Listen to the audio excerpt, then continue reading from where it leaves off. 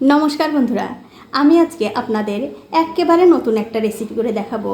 सेई रेसिपिटा हच्छे टैंगरा माछेर बिस्फोरन। तो टैंगरा माछेर बिस्फोरन रान्ना करार जोन्नो एखाने आमी निये निচ্ছি किछु टैंगरा माछ। माछगुलो आमी धुए केटे परिष्कार करे निয়েছি।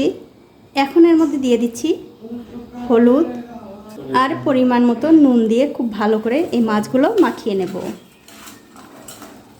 দেখুন মাছ কিন্তু খুব ভালো করে মাখানো হয়ে গেছে। এখন একটা কড়াইতে দিয়ে দিচ্ছি সাদা তেল।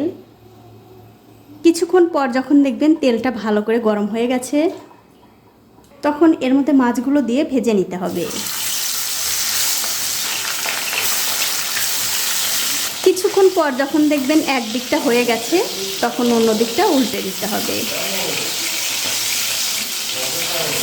আর এরকম করে উল্টে পাল্টে মাছগুলো একটু ভালো করে ভেজে নেবেন।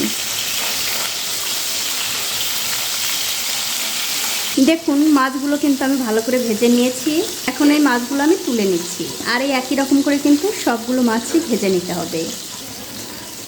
মাছগুলো তুলে নেবার পর ওই তেলের মধ্যে দিয়ে দিচ্ছি আমি বিস্ফোরণ।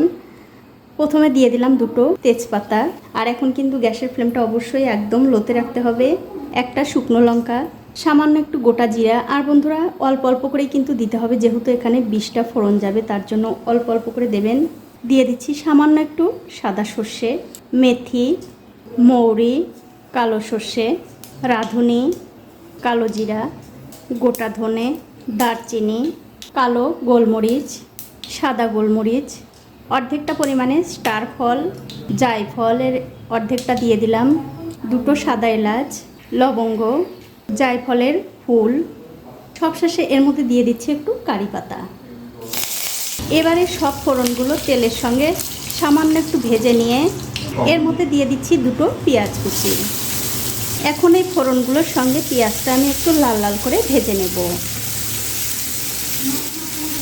দেখুন বিস্ফোরণের সঙ্গে কিন্তু আমি পেঁয়াজগুলো খুব ভালো করে ভেজে নিয়েছি। এখন এর মধ্যে দিয়ে দিচ্ছি আদা বাটা আর একটু রসুন বাটা। এবারে আদা আর রসুনটা পেঁয়াজের সঙ্গে একটু ভালো করে ভেজে নিতে হবে।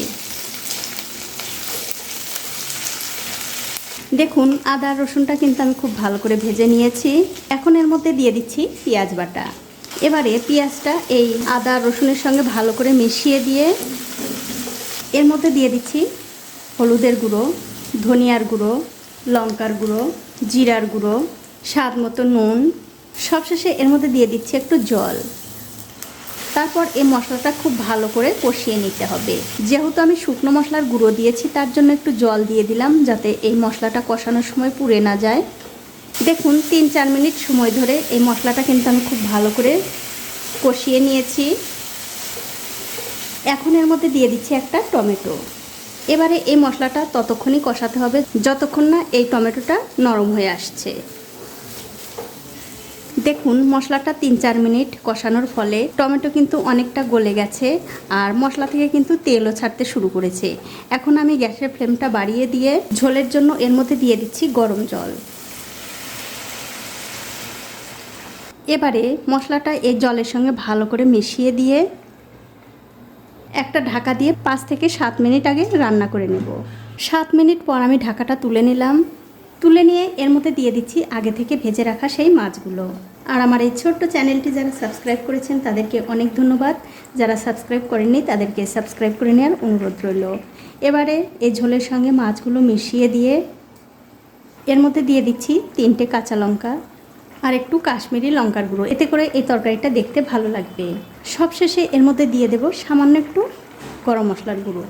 তারপর আবারও সব কিছু একটু ভালো করে মিশিয়ে দিয়ে একটা ঢাকা দিয়ে 5 মিনিট রান্না করে নেব।